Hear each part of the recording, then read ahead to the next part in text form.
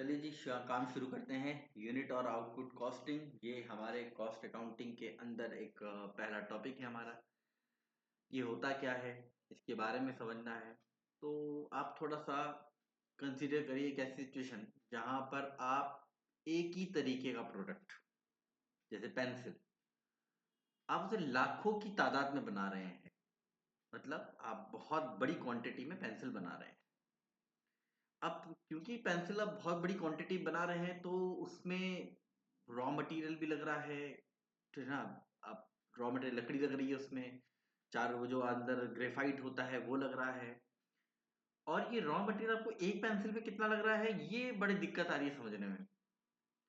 चलिए ये भी एक पल के समझ में आ जाएगा कि सर नाप लेंगे, इतना लग रहा है, नाप लेंगे से क्या दिक्कत आ रही है। ठीक है, नाप लीजिए। लेकिन चलो एक काम और करते हैं। एक मजदूर बैठा हुआ है, उस मजदूर ने वहां पे यूनिट्स बनाई हैं। आप कैसे बताओगे कि उस मजदूर की जो वेजेस हैं, मजदूरी है, उसमें से कितना पार्ट आपने जो पेंसिल खरीदी या आपने जो एक पेंसिल बनाई उसके अंदर शामिल है। दिक्कत हो जाएगी। बस इसी दिक्कत को सॉल्व करने के लिए आया है यूनिट और आउटपुट कॉस्टिंग। ठीक है, ये क्या कहता है? यूनिट और आउटपुट कॉस्टिंग में ये कहता है कि ये एक मेथड है। इट इज अ मेथड, एक मेथड, एक तरीका है जहां पर हम कैलकुलेट कर रहे हैं कॉस्ट ऑफ यूनिट, एक यूनिट की कॉस्ट को पता कर रहे हैं जो हमने मैन्युफैक्चर करी है या प्रोड्यूस की। इसको हम सिंगल कॉस्टिंग भी कहते हैं क्योंकि यहां पर हम एक ही स्टेज में, एक ही सिंगल ऑपरेशन में अपना पूरा प्रोडक्शन कंप्लीट कर रहे हैं। ठीक। दूसरा, अब ये आपको लग रहा होगा कि सर ये सिंगल कॉस्टिंग या सिंगल स्टेज ऑपरेशन समझ में नहीं आया। सिंगल स्टेज ऑपरेशन क्यों? देखिए, सिंगल स्टेज ऑपरेशन यहाँ पर इसलिए बोल रहा है क्योंकि प्रोडक्ट एक ही बन रहा है। उस प्रोडक्ट का ना तो कोई बाय प्रोडक्ट बन रहा है बेसिकली। ठीक है, एक ही प्रोडक्ट बेसिकली वहां पर बन रहा है। पेंसिल है तो पेंसिल ही बन रही है।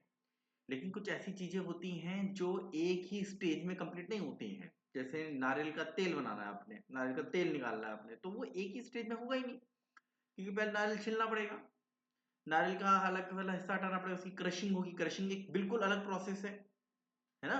रिफाइनिंग से, रिफाइनिंग मतलब तेल को साफ करना फिर स्टोर करना, ये कुछ प्रोसेस ऐसी होती है जो डिफरेंट होती है एक दूसरे से। तो जब डिफरेंट प्रोसेस होती हैं, जो डिफरेंट ऑपरेशन होते हैं, वो आपके प्रोसेस कॉस्टिंग के अंदर आते हैं। किसके अंदर आते हैं? प्रोसेस कॉस्टिंग के अंदर आते हैं। लेकिन जब हम सिर्फ एक ही प्रोसेस में कंप्लीट करते हैं, पेंसिल बनने में एक ही प्रोसेस तो है। अब आप जबरदस्ती उसमें ये कहेंगे कि नहीं सर ग्रेफाइट को अंदर डालने का प्रोसेस अलग होगा। देखिए, प्रोसेस एक ही है वो असल में। ठीक है, तो जहां पर एक ही प्रोसेस रहेगा वो आपका सिंगल कॉस्टिंग कहलाएगा। कहां आप इस्तेमाल करते हैं इस मेथड को? जहां पर कंटिन्यूस एक्टिविटीज हैं और लार्ज स्केल पर प्रोडक्शन चल रहा है। प्रोडक्शन आइडेंटिकल और होमोजीनस प्रोडक्ट का बनाया जा रहा है। प्रोडक्ट एक जैसा है। पहली पेंसिल जो आपने नटराज की देखी प्रोडक्शन में, वही 100 पेंसिल है, वही 1000 नंबर पे निकलने वाली पेंसिल है, वैसी पेंसिल है, कुछ अलग नहीं है उसमें। सेम है दोनों की दोनों से। आप दो नटराज पेंसिल उठा लीजिए, सेम है, कुछ भी अलग नहीं है उनमें। ठीक है। दूसरा, ये कॉस्ट यूनिट जो होती है इनकी, ये फिजिकल यूनिट्स होती हैं और नेचुरल होती हैं। फिजिकल यूनिट्स का मतलब कि बेसिकली साइंस में भी इनके लिए स्टैंडर्ड यूनिट्स रखी गई हैं। आपने कभी साइंस में पढ़ा हो स्टैंडर्ड ऐसा यूनिट्स। ठीक है, तो इनकी ऐसा यूनिट्स होती हैं बेसिकली। और इन्हें मेजर करना जो होता है कन्वीनियंट होता है। ठीक है, कैसे? टेक्सटाइल के अंदर जो कपड़ा बनाने वाली कंपनियां हैं वो पर मीटर में कपड़ा बनाती हैं। ब्रिक्स वाले जो हैं, जो ईंट चलाते हैं, ईंट बनाते हैं, वो पर 1000 ब्रिक्स में अपनी कॉस्टिंग या कैलकुलेशंस करते हैं। मिल्क इंडस्ट्री वाले लीटर में करते हैं। पेपर इंडस्ट्री वाले, रिम की स्पेलिंग थोड़ी गलत है, REAM होती है। ठीक है, तो रिम जो है वो पर रिम में करते हैं कि एक रिम में कितने कागज आते हैं, वो उसका हिसाब किताब देख के करते हैं। शुगर इंडस्ट्री वाले क्विंटल में करते हैं। सीमेंट इंडस्ट्री वाले पर टन करते हैं। कोल इंडस्ट्री वाले भी पर टन में करते हैं। वाइन वाले पर गैलन करते हैं। स्टील वाले पर टन करते हैं। तो ये थोड़े से इंपॉर्टेंट है, प्लीज इन्हें याद कर लीजिएगा। ठीक है, कभी कभार आपके असिस्टेंट अकाउंटेंट के जिस एग्जाम की आप तैयारी कर रहे हैं उसमें ये पूछ लिए जाते हैं। ठीक है, अगला पॉइंट हमारे पास आता है कि भाई ऑब्जेक्टिव क्या है, यूनिट कॉस्टिंग करनी क्यों है, उसका ऑब्जेक्टिव क्या है। देखिए सबसे मेन ऑब्जेक्टिव होता है हम टोटल कॉस्ट ऑफ प्रोडक्शन निकाल रहे हैं, हमारा जो सामान बना है, हमारा जो प्रोडक्ट बना है, उसकी टोटल कॉस्ट जो है प्रोडक्शन वो हमको पता लग जाएगी इससे। ठीक है, और ये जो टोटल कॉस्ट ऑफ प्रोडक्शन आपको पता चलेगी वो किसी एक महीने की हो सकती है, एक क्वार्टर तब के 3 महीने का होता है, ठीक है, या 1 साल की भी हो सकती है। यहां पर टोटल कॉस्ट का ब्रेकअप ब्रेकअप दिखाया जाता है। ब्रेकअप कैसे? Prime cost, factory cost, office cost, total cost, cost of production, ऐसे कुछ नाम है यहाँ पर। आप उसे जब बोलते हैं कि भाई प्राइम कॉस्ट, तो प्राइम कॉस्ट का मतलब होता है डायरेक्ट एक्सपेंसेस लग गए हैं बस इसमें। आप कहते हैं सर ऑफिस कॉस्ट, तो वो कहते फैक्ट्री कॉस्ट, आप कहते हैं फैक्ट्री कॉस्ट, तो फैक्ट्री कॉस्ट में डायरेक्ट चार्जेबल। अच्छा, जब मैं कह रहा हूँ प्राइम कॉस्ट तो वो डायरेक्ट चार्जेबल है कि प्रोडक्ट के अंदर जो लग गया वो सब आपका किसमें चला गया, डायरेक्ट कॉस्ट में चला गया।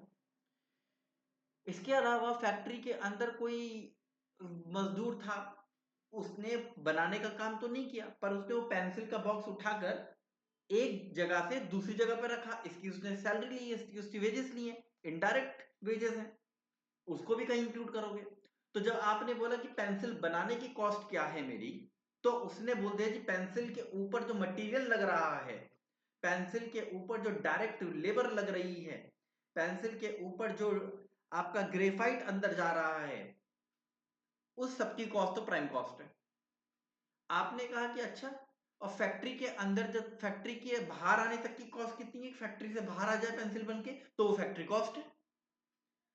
ठीक है, तो इस तरीके से कॉस्ट में डिवाइडेड है। ये कंपैरेटिव कॉस्ट इंफॉर्मेशन आपको प्रोवाइड करता है, जिससे आप ये बता सकते हैं कि आपकी कॉस्ट में चेंज क्यों आ रहा है। भाई 2025 में आपकी कॉस्ट क्या थी और 2026 में आपकी कॉस्ट क्या है, इनके बीच का डिफरेंस आपको पता लग जाएगा। आप यहाँ पर परसेंटेज फाइंड आउट कर सकते हैं हर एलिमेंट की टोटल कॉस्ट के ऊपर। मतलब आप ऐसे पता कर सकते हैं कि अगर मान लीजिए पेंसिल 10 रुपए की पड़ रही है आपको और इसके ऊपर 1 रुपए का मटेरियल लगा है, तो आप ये बता सकते हैं कि 10%, इस 10 रुपए का 10% तो मटेरियल खा गया, इस 10% का 1% तो वेजेस खा गया, 1% पेंट खा गया, 5% वो ऑफिस के अंदर जो थे वो लोग भाग खा गए, 2% वो जो डिस्ट्रीब्यूशन वाले थे गाड़ी को यहाँ तक लाने, वो पेंसिल को आपके बगल वाली दुकान तक पहुंचाने का वो लोग ले गए, 5% प्रॉफिट हो गया। तो परसेंटेज में आप यहां पर अपनी कॉस्ट को ब्रेक डाउन भी कर सकते हैं। आप यहां पर सेलिंग प्राइस निकाल सकते हैं कि आप कितने में बेचेंगे, और आप टेंडर प्राइस निकाल सकते हैं कि आप किसी के यहाँ टेंडर डाल रहे हैं, उसने बोला जी उसको 2 लाख पेंसिल की जरूरत है, कितने में आप प्रोवाइड करेंगे, तो वो टेंडर डालने के लिए भी आप इस कॉस्टिंग का इस्तेमाल कर सकते हैं। ठीक है जी, बात आती है कॉस्ट शीट की। कॉस्ट शीट क्या है? तो कॉस्ट शीट एक स्टेटमेंट है, कॉस्ट शीट एक स्टेटमेंट है जो ये बताता है कि टोटल कॉस्ट के अंदर डिफरेंट कंपोनेंट्स कौन कौन से हैं, इस टोटल कॉस्ट के अंदर कितने तरीके के कंपोनेंट्स हैं। ठीक है, ये आपको टोटल कॉस्ट भी दिखाएगा, कॉस्ट पर यूनिट भी दिखाएगा। आप 2 कॉलम बना लीजिए, एक कॉलम में आपका टोटल कॉस्ट चल रहा होगा, एक कॉलम में आपका कॉस्ट पर यूनिट चल रहा होगा। इससे फायदा क्या होगा? पहला फायदा तो ये होगा कि कंपेयर कर सकेगा मैनेजमेंट 2025 और 26 में कॉस्ट के बीच का डिफरेंस, है ना। कॉस्ट शीट आपको बहुत तरीके की मिलेंगी। सिंपल कॉस्ट शीट जहां पर आपका एक तरफ आ गया टोटल कॉस्ट और एक तरफ आ गया per unit cost. Period wise cost जहां पर 25 की डिटेल एक तरफ है, 26 की डिटेल एक तरफ है, कंपैरिजन कर पाएंगे। कंपैरेटिव कॉस्ट शीट्स टेबल नहीं है हमारे पास, पीरियड वाइज नहीं करना चाहते, बस हमने कोई 10 साल पहले 15 साल पहले, या हो सकता है 2 प्रोडक्ट है हमारे पास, एक पेंसिल बनती है हमारी अप्सरा नाम से और एक पेंसिल बनती है हमारी नटराज के नाम से, इन दोनों का कंपैरिजन करना चाहते हैं तो कंपैरेटिव कॉस्ट शीट। यही कॉस्ट शीट और 2 और मोर प्रोडक्ट आप इसी को कह सकते हैं, कोई दिक्कत नहीं। कंपैरेटिव ये कह लीजिए कि डबल रिपीट कर दिया होगा इस स्टेप, यहाँ पे और कुछ नहीं है। और एस्टिमेटेड कॉस्ट शीट जिसको हम टेंडर प्राइस कहते हैं। अब टोटल कॉस्ट के अंदर जो पार्ट्स आते हैं, टोटल कॉस्ट के अंदर जो डिफरेंट पार्ट्स हैं वो क्या क्या हैं, तो उनमें सबसे पहला एग्जांपल है प्राइम कॉस्ट। सबसे पहली कॉस्ट ही प्राइम कॉस्ट है। और प्राइम कॉस्ट जब आपको बोलेगा तो आपको ध्यान रखना है उस प्रोडक्ट के ऊपर लगने वाली सारी कॉस्ट जो प्रोडक्ट के अंदर दिखेगी आपको, जो प्रोडक्ट में आपको दिखेगी, कैसे दिखेगी, मटेरियल आपको दिखेगा, पेंसिल में लगी हुई लकड़ी आपको दिख रही है, ठीक है। अब आप बोलो सर लेबर नहीं दिख रही है, देखिए लेबर नहीं दिख रही है लेकिन लेबर वहां पे डायरेक्टली लगी है, असर्टेन हो जाएगी ना, ये होता है बेसिकली असर्टेनेबल, ठीक है। असर्टेनेबल का मतलब होता है जिसे मैनेजमेंट बता सकता है कि हाँ ये चीज इस पे लगी थी, ठीक है। तो डायरेक्ट एक्सपेंसेस जो होते हैं, डायरेक्ट लेबर जो होती हैं, डायरेक्ट मटेरियल जो होते हैं, या चार्जेबल भी बोलते हैं हम इनको यहाँ पर, चार्जेबल एक्सपेंसेस जो होते हैं, ये सब के सब प्राइम कॉस्ट का पार्ट होते हैं। अब बारी आती है वर्क कॉस्ट यानी कि फैक्ट्री कॉस्ट। तो ध्यान रखना, बहुत सिंपल फॉर्मूला भी कई बार पूछा जाता है, प्राइम कॉस्ट प्लस फैक्ट्री या वर्क ओवरहेड्स, मतलब इट कंप्राइजेस, इसके अंदर क्या है, इसके अंदर प्राइम कॉस्ट तो है ही है, वर्क और फैक्ट्री ओवरहेड्स भी है। फैक्ट्री और वर्क ओवरहेड्स कौन है, indirect material, indirect labour, indirect expenses. तो जब डायरेक्ट आए वो प्राइम में चले गए, जो इनडायरेक्ट आ गए वर्क कॉस्ट के अंदर आ गए, और वर्क कॉस्ट के अंदर खाली इनडायरेक्ट नहीं है, वो डायरेक्ट डायरेक्ट वाले सारे हैं, तो प्राइम कॉस्ट तो है ही, उसके अंदर इनडायरेक्ट जब आपने जोड़ लिए वो आपकी वर्क कॉस्ट बन गई। एक बात ध्यान रखना, इसी वर्क कॉस्ट का नाम क्या है, work cost, production cost, manufacturing cost. और ध्यान रखना कि जब हम बोलते हैं वर्क ओवरहेड, तो इसी का एक दूसरा नाम है वर्क ऑन कॉस्ट, या जब हम बोलते हैं फैक्ट्री ओवरहेड तो इसी का मतलब है फैक्ट्री ऑन कॉस्ट, ठीक है जी। अब आ गया ऑफिस कॉस्ट, ये क्या होती है, तो ध्यान रखो वो जो आपकी अभी अभी फैक्ट्री कॉस्ट आई थी ना, फैक्ट्री कॉस्ट, अब ध्यान रखना यहाँ पे शब्दों पे ध्यान रखना, ये ऑन कॉस्ट है और ये कॉस्ट है। ऑन कॉस्ट का मतलब है एक्सपेंस, ऑन कॉस्ट का मतलब है ओवरहेड, तो ओवरहेड या एक्सपेंस को हम ऑन कॉस्ट बोलते हैं। जब हम खाली कॉस्ट बोलते हैं तो हम उसके अंदर ओवरहेड्स को जोड़ चुके हैं। तो फैक्ट्री और फैक्ट्री कॉस्ट के अंदर हम फैक्ट्री ऑन कॉस्ट यानी कि फैक्ट्री एक्सपेंसेस यानी कि फैक्ट्री ओवरहेड को जोड़ चुके हैं। और जब फैक्ट्री कॉस्ट आ गई और उसमें आपने अपने ऑफिस ओवरहेड को ऐड कर दिया, जब आपकी फैक्ट्री कॉस्ट आ गई और आपने उसके अंदर अपना ऑफिस ऑन कॉस्ट या ऑफिस ओवरहेड जोड़ दिया, वो बन जाता है कॉस्ट ऑफ प्रोडक्शन या ऑफिस कॉस्ट। इस अब ये फैक्ट ऑफिस ऑन कॉस्ट क्या है, ऑफिस ओवरहेड्स क्या है, वो सारे ऑफिस ओवरहेड, वो सारे एक्सपेंसेस जो मैनेजमेंट से रिलेटेड हैं, ऑफिस को चलाने के और फाइनेंस के, मतलब आपने इंटरेस्ट पे किया है कहीं का, वो सब कुछ इसके अंदर इंक्लूडेड हो जाते हैं। टोटल कॉस्ट क्या है, आप एक काम करिए अपनी ऑफिस कॉस्ट के अंदर एक बार सेलिंग एंड डिस्ट्रीब्यूशन को भी जोड़ दीजिए। तो जैसे आप सेलिंग डिस्ट्रीब्यूशन जोड़ेंगे वो आपका बन जाएगा टोटल कॉस्ट। कई बार क्या होता है ना कि सेलिंग एंड डिस्ट्रीब्यूशन से पहले, अब याद ध्यान रखना, टोटल कॉस्ट और कॉस्ट ऑफ गुड्स सोल्ड थोड़ा अजीब है। यहां पर आप ऐसा रखिए कि टोटल कॉस्ट आपका ये भी हो सकता है कि आपका जो कॉस्ट ऑफ गुड्स सोल्ड आया उसके ऊपर आपका सेलिंग एंड डिस्ट्रीब्यूशन, और इसी को कई बार कॉस्ट ऑफ सेल भी बोल देते हैं, आप इसे कॉस्ट ऑफ सेल बोलना यहाँ पर। अब यहाँ पर कॉस्ट ऑफ गुड सोल्ड क्या है फिर, तो कॉस्ट ऑफ गुड सोल्ड ये है कि भाई अगर आपकी यहाँ पर कॉस्ट आ गई है, कौन सी कॉस्ट आ गई है, ऑफिस कॉस्ट आ गई है, कॉस्ट ऑफ प्रोडक्शन आ गई है, तो आपने क्या करना है, आपने अपने सॉरी आपने अपने कॉस्ट ऑफ प्रोडक्शन के अंदर ओपनिंग स्टॉक फिनिश गुड्स का ऐड करना है, और स्टॉक ऑफ फिनिश गुड्स को क्लोजिंग वाले को सब्ट्रैक्ट करना है। तो एक चीज प्लस होनी है, एक चीज माइनस होनी है। यहां पर opening stock of finish goods है और यहां पर closing stock of finish goods है। ठीक है, थोड़ा सा मेरी हैंडराइटिंग बहुत ज्यादा खराब है। ठीक है, और यहां पर हम किसको जोड़ रहे हैं, कॉस्ट ऑफ प्रोडक्शन के अंदर इसको जोड़ रहे हैं। अब आप बोलोगे सर ये बहुत अजीब अजीब हो रहा है, ऊपर टोटल कॉस्ट हो रही है फिर नीचे ये हो रहा है, हमें समझ में नहीं आ रहा है। देखिए ये कई बार ना ये डिपेंड करता है कि ये आपको दिए हैं या नहीं दिए। अगर ये आपको opening stock finish goods closing stock finish goods दिए हैं तो ही कॉस्ट ऑफ गुड्स सोल्ड वगैरह निकलने हैं, बाकी इनकी ज्यादा जरूरत है नहीं। इतना आपको टेंशन लेने की जरूरत नहीं है, जब फॉर्मेट देखेंगे क्वेश्चन करेंगे आपको समझ में आ जाएगी। सेलिंग प्राइस क्या होती है, वो प्रॉफिट जोड़ देना कॉस्ट ऑफ सेल के ऊपर, भाई कॉस्ट के ऊपर प्रॉफिट जोड़ दो, है ना। कौन से आइटम्स आप इंक्लूड नहीं करते हैं कॉस्ट अकाउंटिंग में, तो पहला abnormal loss of material labour. Material and labour का कोई एब्नॉर्मल लॉस हुआ है तो आप इसे इंक्लूड नहीं करते हैं, यानी कि वो कॉस्ट का पार्ट नहीं बनते हैं। अगर वो कॉस्ट का पार्ट नहीं बनते हैं तो एक बहुत ही प्यारी सी बात दिमाग के अंदर घुस रही है, वो ये कि अगर ये कॉस्ट का पार्ट नहीं बन रहे हैं तो फिर ये पर यूनिट कॉस्ट में इंक्रीज या डिक्रीज नहीं करते हैं। भाई जब कॉस्ट का पार्ट ही नहीं है तो ये कॉस्ट में ना तो यूनिट की कॉस्ट को बढ़ाएंगे ना ये यूनिट की कॉस्ट को घटाएंगे, है ना।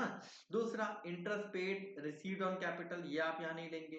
Interest received on bank deposits आप नहीं लेंगे। शेयर ट्रांसफर फीस हो गई, डिविडेंड्स हो गए, डिवेंचर्स, मतलब ओवरऑल फाइनेंस कॉस्ट जो आपकी आती है, dividend, share transfer fees, share debenture और शेयर्स को इशू करते हुए अगर आपके कोई खर्चे हो गए, वो चीजें यहाँ नहीं आती। इनकम टैक्स नहीं आता, गुडविल को रिटर्न ऑफ किया है, प्रीमियम एक्सपेंस को रिटर्न ऑफ किया वो नहीं आता, कैश डिस्काउंट्स नहीं आते, इंटरेस्ट ऑन डिवेंचर भी यहाँ पर नहीं आते। कभी कभार क्या होता है कोई इन्फॉर्मेशन हमारे पास होती नहीं है कई चीजों से रिलेटेड, तो ध्यान रखिएगा।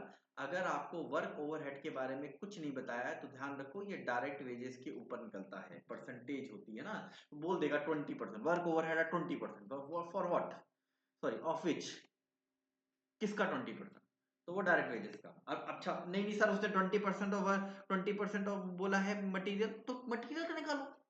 अगर वो बोल रहा है कि मटेरियल का 20% है तो मटेरियल का 20% निकालो। अगर वो नहीं बता रहा है तो आप वेजेस का 20% निकालो। समझ रहे हैं कि अगर क्वेश्चन में वर्क ओवरहेड दिया है 20% और भूल गया बताकर कि किसके ऊपर लगाना है तो आप वेजेस के ऊपर निकालेंगे। लेकिन सर वो बोल रहा है कि मटेरियल पे लगाना है तो फिर मटेरियल पे लगाओ भैया, फिर मटेरियल पे लगाओ। इसकी पहली लाइन क्या है, नो इन्फॉर्मेशन, अगर कोई इन्फॉर्मेशन नहीं है, इन्फॉर्मेशन दे रहा है तो फिर इन्फॉर्मेशन के बेस पे ही काम करो। ऐसे ही अगर ऑफिस ओवरहेड की नहीं है तो वर्क कॉस्ट के ऊपर बेस्ड है, ध्यान रखना वर्क कॉस्ट के ऊपर। तो आप जरा याद पढ़ो यहाँ पे ये क्या है, वर्क ओवरहेड, इसको हम क्या बोलते हैं, वर्क ऑन कॉस्ट। तो क्या वर्क कॉस्ट और वर्क ऑन कॉस्ट एक होती है, नहीं नहीं नहीं होती। जब हम प्राइम कॉस्ट के ऊपर फैक्ट्री एक्सपेंसेस जोड़ देते हैं या वर्क ऑन कॉस्ट को जोड़ देते हैं तब हमारे पास वर्क कॉस्ट आती है। तो जब वो इसकी बात कर रहा है, जब वो इस वर्ड को बोल रहा है तो वो इनकी बात कर रहा है, और जब वो इस वर्ड को बोल रहा है वो इसकी बात कर रहा है। ठीक है जी। तो ये एक छोटा सा 20 मिनट का हमने, सॉरी थोड़ा सा छोटा सा, 20 मिनट तो नहीं है पर छोटा सा हमने शुरुआत की है। देखते हैं इसको हम कितना कैरी करते हैं आगे, कोशिश मैं करूंगा कि इसको कैरी करें मैं आगे। ठीक है, फिलहाल आपके पास एक छोटा सा टॉपिक है जिसको आप थोड़ा बहुत पढ़ेंगे समझेंगे और देखते हैं कि क्या होता है। रिस्पॉन्स अच्छा आता है मेरे पास तो मैं आगे करूंगा कंटिन्यू, रिस्पॉन्स नहीं आता है तो थोड़ी सी दिक्कत होती है। आप रिस्पॉन्स करिए, मैं आगे बढ़ाऊंगा इसको। असिस्टेंट अकाउंटेंट जो आपका आ रहा है उसके लिए मैं आपको यहाँ पर यूट्यूब के माध्यम से आपको मैं वीडियोस देता रहूंगा। बट ये है, सिर्फ इतना है कि आपको रिस्पॉन्स करना होगा मुझे। ठीक है कि आप यहाँ पर वीडियोस देख रहे हैं, ठीक है, इसे शेयर करना चाहें तो आप कर सकते हैं अगर ठीक ठाक लगा हो आपको तो। ठीक है जी, थैंक यू, धन्यवाद।